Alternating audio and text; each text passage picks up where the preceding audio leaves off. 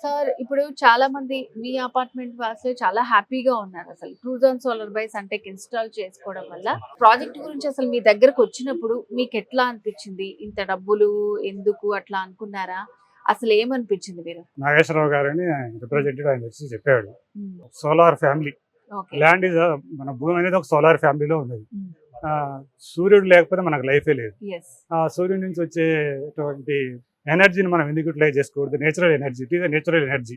Bill ఎట్లాగా తక్కువ వస్తుంది. నేచురల్ ఎనర్జీని వాడుకోవడం అనేది మనం అన్ని విధాల మంచిదైన ఉద్దేశంతో నేను దీనిలోకి వచ్చి రావటం జరిగింది. నేచురల్ ఎనర్జీ అంటే ఇప్పుడు డాక్టర్గా ఆ!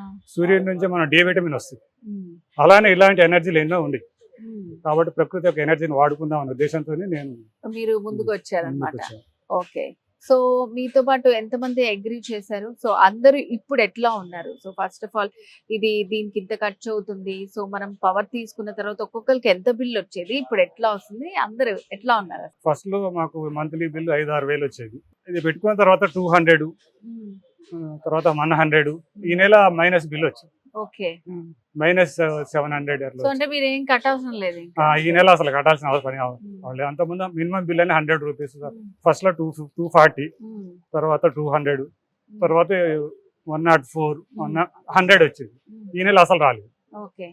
సో అంటే మీకు ఎన్ని ఇయర్స్ వారంటీ ఇచ్చారు? వాళ్ళ సర్వీస్ ఎట్లా అనిపించింది అసలు? సర్వీస్ బాగున్నది. మాకు మొబైల్ యాప్ ఉన్నది. ఆ యాప్ లో మనకు ఏ రోజు ఎంత ఉత్పత్తి అవుతుందని కూడా వాళ్ళు దాంట్లో తెలుసుకోవచ్చు. అష్యూరెన్స్ అంటే అది 25 years గ్యారంటీ అని చెప్పారు. ఇప్పుడు మాకు 1 year అయిపోయింది.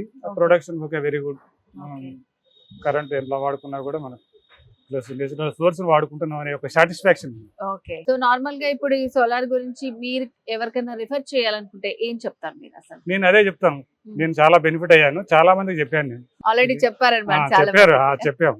మన యొక్క ప్రకృతి ఎనర్జీని మనం ఎందుకు వాడుకోకూడదు? హ్మ్. ప్లస్ మన బిల్లు కూడా ఒక 2-3 years లో మనం కట్టిన అమౌంట్ అయిపోతుంది. తర్వాత మనకు ఫ్రీగా కరెంట్ వాడుకోవచ్చు హ్మ్.